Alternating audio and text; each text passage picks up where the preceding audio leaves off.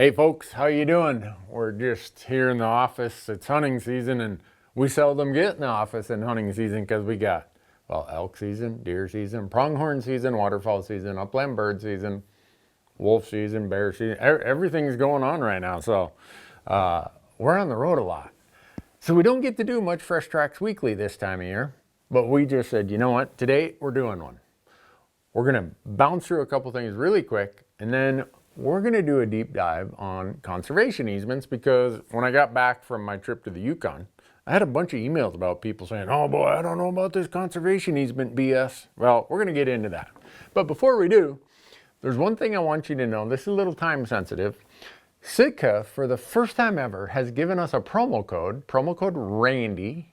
If you go out to sitkagear.com, a bunch of their items, they're given 20% off if you use promo code Randy. Now, there's some items that aren't included, but a lot of items are. So, October 31st is your last day.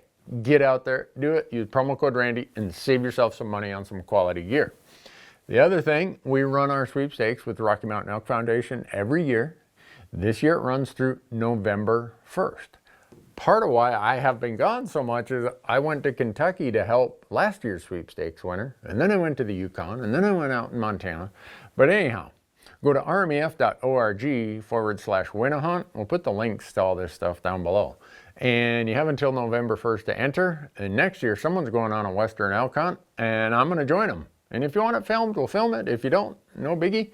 But the total package with this huge gear set, and rifles, clothing, boots, packs, you name it, over 18,000 bucks. So go there, rmef.org, link below.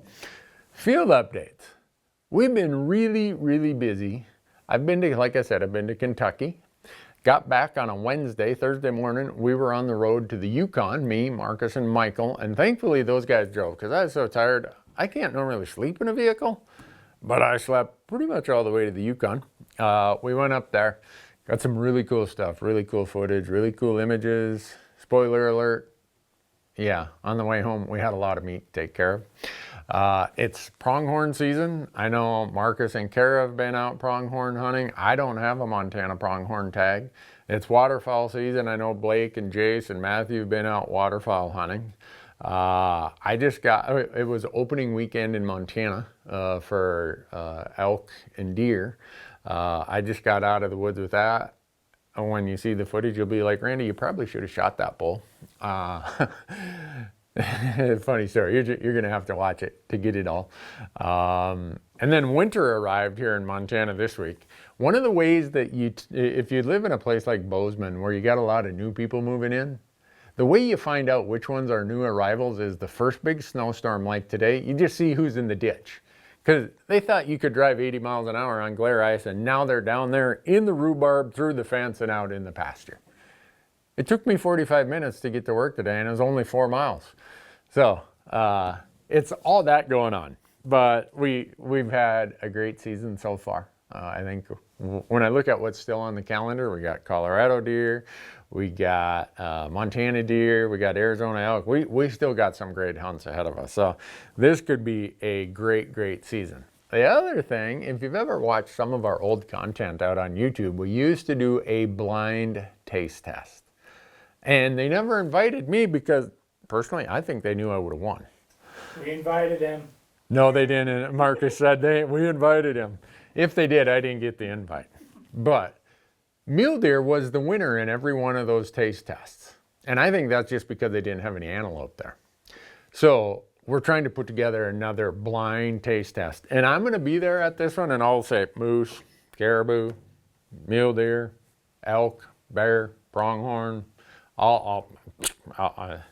They aren't going to fake me out unless they just put the same seasoning on everything to make it all taste like the seasoning. That's the problem. They over-season it, and then you can't taste the meat. But we're going to do that.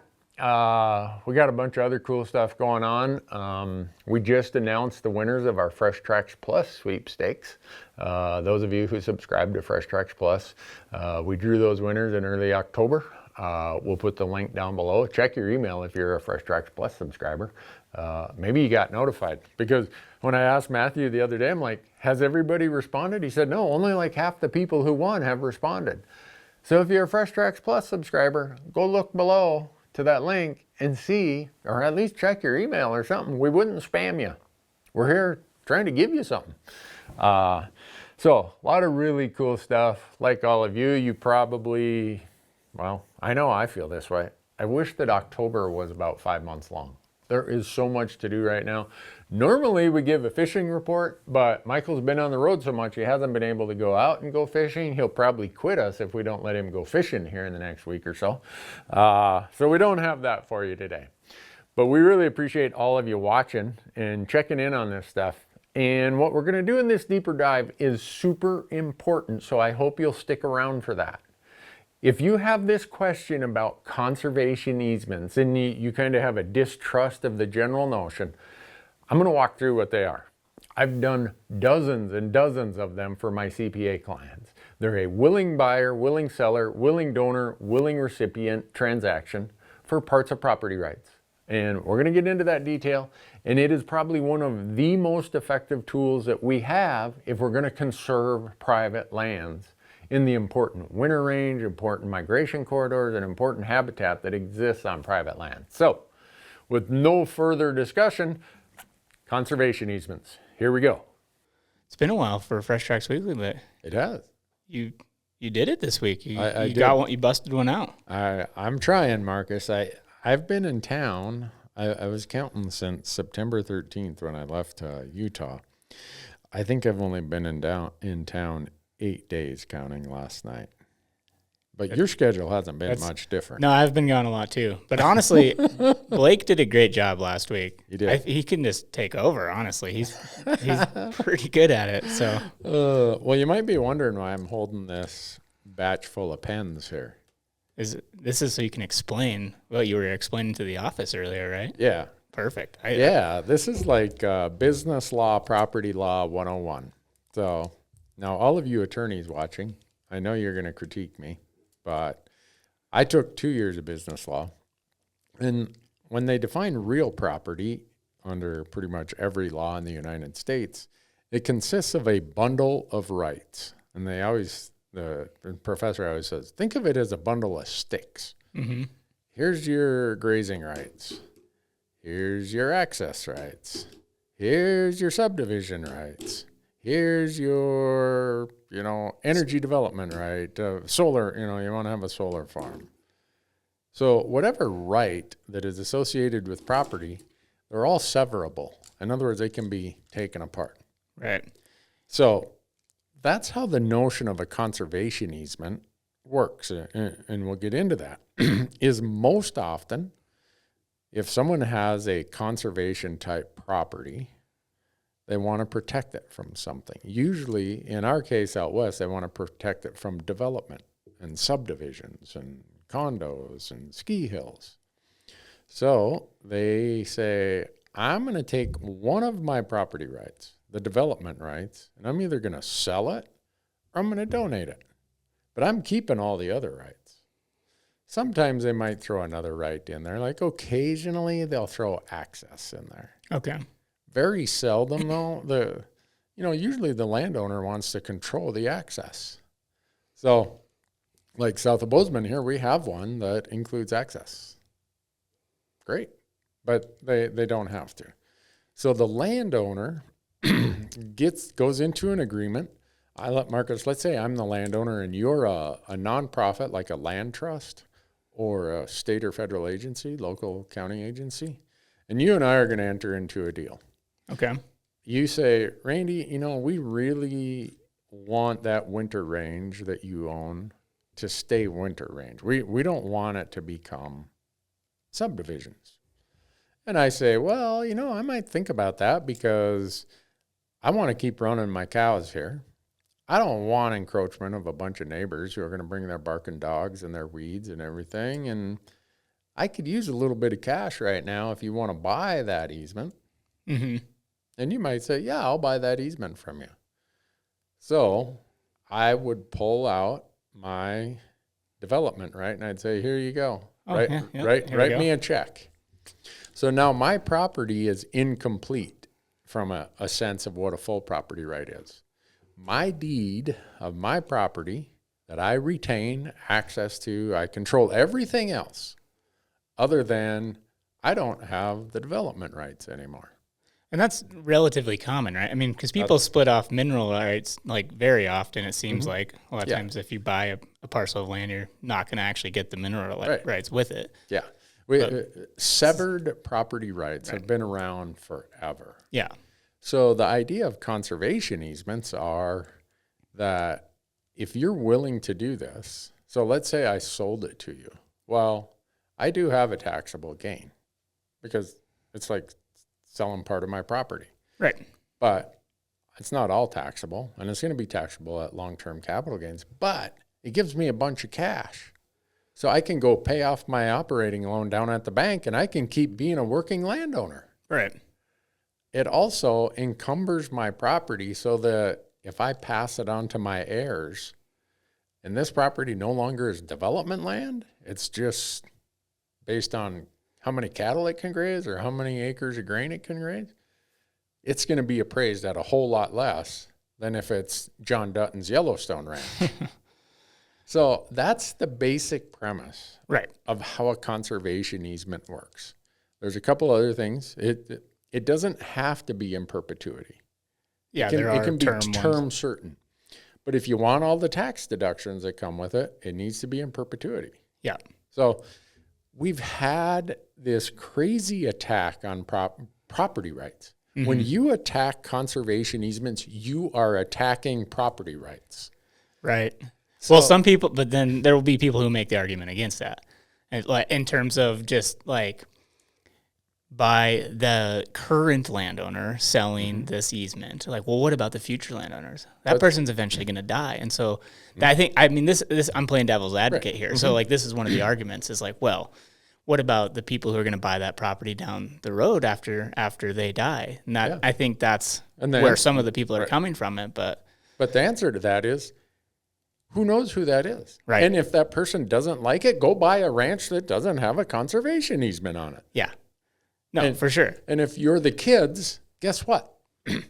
Mom and dad own it right now, and they get to do what they damn well please with it. So to say that, because we've had all these attacks on conservation easements, and what brought this up is when we got back into town, the Fish and Wildlife Service has said in southwest Montana, there's a lot of critical private lands that have migration corridors, that have nesting habitat, that have sage-grouse habitat. We want to enter into agreements with willing sellers or donors to buy 250,000 acres of conservation easements. Right. We don't want their land. We don't want to tell them what to do. We just want to protect it from subdivision. Right. Because these migration corridors are critical. Yeah. Well, and I think even coming at it from, selfishly from a hunter public land advocate perspective, like I am usually a proponent of, whether it be Fish Wildlife Service or very often our state agency, Montana Fish, Wildlife and Parks, actually purchasing the land, in the form of a wildlife management area or whatever to conserve it for that. And so this is just like an intermediate step between that, in my opinion, like where you're buying the conservation easement, the rights for development or whatever, like you're saying, but you're not actually taking ownership of that property. Exactly. And so, it's an interesting thing, the backlash and the pushback of conservation easements, because like you said, it's a willing landowner entering this agreement. It's not like anybody's forcing you to do it. No. And that's why I thought it's worthwhile to bring this up, because so many people hear the term conservation easement and they don't even know what it is, but they've heard a bunch of crazy fringe operators say, oh, they're coming to take your land. No, they're not. You're the landowner. You get to keep the land. Right. If we look at all the tools in our toolbox to keep working landowners on the land, which I think most hunters, most people interested in wildlife prefer to have a working landowner on the land than another Wall Street billionaire coming and adding another ranch to his portfolio. Yeah, or even worse, in my opinion, is developing it for a subdivision, like we were talking about. And so golf course, breaking it out, all sorts of, So, Yeah, I think we could probably expand a little more on like the positives of Right. conservation easements. Like you said, like it's having benefits outside of that land itself. Like Yeah. the fact that wildlife have open migration corridors or a good wintering range, that means that there can be more elk, potentially in the summer range on the public land. Like, so you can benefit as a public land advocate from this greatly because elk move, and they, just because they're on some private land right now and you can't access them, that doesn't mean that that's not critical to that elk survival. Right. So- And if you go from Ennis, Montana to the Idaho border, right, Madison County, Yeah. 30% of the private lands in Madison County are under a conservation easement. Yeah, it's impressive, and that's a lot of Rocky Mountain Elk Foundation, Montana Fish, Wildlife, and Parks, and all sorts of other Montana Land Reliance. There's the all Nature kind Conservancy. Of land. Yeah, so it's like it's impressive to see how well, in my opinion, how well it's worked in certain areas. Right. And these are private landowners who said, I want to do this. And the beauty of a conservation easement, you can make it as simple or as complicated as you want as the landowner. And I've done dozens of these in my CPA firm. I've done lots and lots of them. And we've never had a landowner yet who entered into a conservation easement, whether they donated it for the tax benefits or they sold it for the cash that they could get. We've never had a landowner yet who said, boy, I regret that. Yeah. Every one of them are in perpetuity. None of them included public access. So that's one of the criticisms. People say, well, it doesn't include public access. Well, guess what? If you want to buy the access part of this bundle, you're really going to pay a lot of money. Yeah. So in the world of limited budgets and critical wildlife habitat, at a time when the West is undergoing all these development pressures, if you take all the tools available for us to work with private landowners to conserve these important critical private lands, there's no tool that accomplishes more with less money than private land conservation easements. Yeah. So another thing that I'm curious about, and I want your opinion on this because I don't know how to wrap my head around it, but Okay. there's criticism around conservation easements being used as like a tax loophole or Right. tax scam of some sort. So like, And there have been. can you expand on Right. that? Because that's one of the criticisms. So I feel like we should address give it. me my development right back. Okay. Yeah. Yeah. So now my property is fully intact, right? It's got all the rights. Here's how the tax benefit or deduction works. They take this land and they appraise it and they say, here's what this land is worth on the edge of Bozeman with development rights. Okay. It's worth $100,000 an acre. Wow, my land's worth, $30 million. All of a sudden, I sold that to Marcus or to Gallatin County at a discount. Now they appraise it without that. Gotcha. And they say, well, it's not worth 30 million, it's only worth 8 million. So the delta, the difference between 30 million and 8 million is 22 million. That's what my tax deduction is. I've impaired the value of my land by 22 million using that example. Gotcha. So here's where the loopholes work. So you find somebody, and a very, very well-known person did this, and I'm not going to say their name, but they developed a golf course around an area that was a bit of a wetland. And they kind of creatively said, we're going to put a conservation easement around these parts of it. And they tried to claim a deduction for everything. Well, you still develop the golf course and all the houses. You can't take a deduction for that. So, yes, there have been appraisers, accountants, and attorneys who have screwed with this. Gotcha. And those people should go to jail. It shouldn't penalize every working landowner in the West who benefits from this. Right.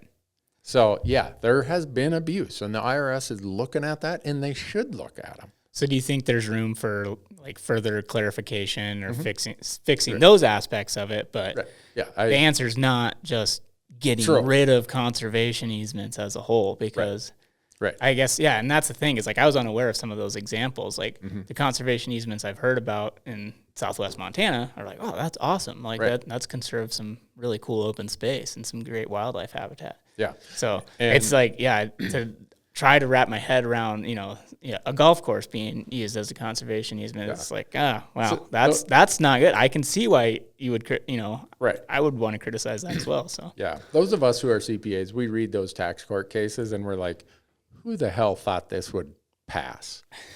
Well, they just thought they wouldn't get audited. There's no CPA in their right mind who would think that that case would stand up. So I am going to stand there all day long and fight for the private landowner who holds this bundle of rights. right, To say you can do whatever you damn well please with us. If you want to sell it, if you want to donate it, if you want to donate it in perpetuity or term certain or whatever. Anytime you attack the idea of conservation easements, you've raised your hand and said, I'm anti-property rights. yeah, And you're also saying, I don't give a shit about wild places and wild things. I don't care about all these landscapes that these wild things need. yeah, And in a state, we're 2/3 private land in Montana. Conservation easements. Montana has more under conservation easement, more acres than any other state. Why do we have such big open spaces? Because so many of our landowners have that conservation ethos that they have put their land in conservation easements, and they're never going to be subdivisions. right. Well, and I think that's a cool aspect that you alluded to earlier when you have maybe you have this old rancher who's worked the land his entire life, and then, maybe his kids moved off somewhere else. They're not really interested in the land. Mm-hmm. And if that rancher is to die, they're very, very, and again, I'm just like, this is a hypothetical. No, it exists, but yeah, it's just like, so, they might just want to subdivide that land and maximize their profit. Yeah. So the kids, once this rancher passes away. Mm-hmm. And so it's kind of cool, in my opinion, that they can immortalize that land and like keep it as a big open space and keep it open and wild. Yeah. When we were talking about that earlier, it just cracks me up because you're dead on. There are so many elderly or ranchers who are getting ready to pass things on. And in many instances, the kids have moved off to the big city. And when mom and dad tip over, they're just going to sell the damn thing right. to a subdivider. Well, mom and dad and grandma and grandpa and great grandma and grandpa scratched out a living here. And we have had many clients who said, I am not letting this be subdivided. So when my kids get this, these subdivision rights have been sold or donated, and they're only getting the rest of it. Right. They cannot sell that to a subdivider. Yeah. And it's what we call a legacy tool. In other words, you as the landowner can define the legacy you want for this property. Yeah. And why shouldn't they be able to? No, very often they're the ones who work so hard to make it what it was. Yeah. So we have state legislatures. Montana's legislature has been hacking on conservation easements. And when I go there and tell them, I didn't know you were an anti-property rights guy. Oh, they fly off the handle. Yeah, it's hilarious you make very, very valid points, and it seems like it's hypocritical to try to attack it. Yeah. Yeah. So any of you who sent me these emails or message our stuff or leave comments of, the big boogeyman's coming to get the private landowner. No, the private landowner doesn't have to do anything. This is completely voluntary. If he's got advisors worth their salt, they're going to draft it for what works best for him and his family or her and her family. And they're going to get some money for selling a property right they didn't probably want to exercise. They want to keep ranching and farming. They don't want to be subdividers. Yep. So if that helps them build more capital, pay off the bank, keep them on the ground, why wouldn't they do it? Yeah. No, yeah. I'm with you. And it benefits wildlife. I mean, if you think about what we're learning about migration corridors, we will never be able to convince Congress to appropriate enough money for us to go and purchase fee title, purchase those lands. Right. Our only hope is to spread those dollars out and do it through conservation easements. Yeah. Yeah. I mean, and occasionally, like we were talking about earlier, the WMA type situation exists, and you can outright purchase it. But there's a lot of opposition to that, and it's just getting harder and harder. So conservation easements are the next best thing. Yeah, and here's the frustration. When we first started pushing for purchase, state legislators, county commissioners, and Congress said, no, do easements. Okay. So over the last 30 years, land trusts and easements have become a really refined and defined thing. Now that we're using them, now they're saying, oh, we don't like easements. It's like, make up your damn mind. You just don't like anything. You just got to be against something is all I can figure. And now your last resort is I'm going to be against private landowners who want to enter into an easement with one of their property rights. I'm going to be there supporting them all day, every day. And anyone who's against that, I'm going to call them out for what they are. They're a communist. They want to take that landowner's property right and tell them what they can't do with it. That's communism. And if you don't like it, get the hell out of here. I get pretty wound up about this stuff, Marcus, because, we are in a time when people like to say what they are, but when you look at their actions and their positions, they aren't what they say they are. Right. If you are a property right advocate, you should be standing up and pounding the table in favor of conservation easements. All right. Enough? That was great. Right. That's some great strong words to end on. So yeah. All right. Let's. Thanks, Marcus. Thank you.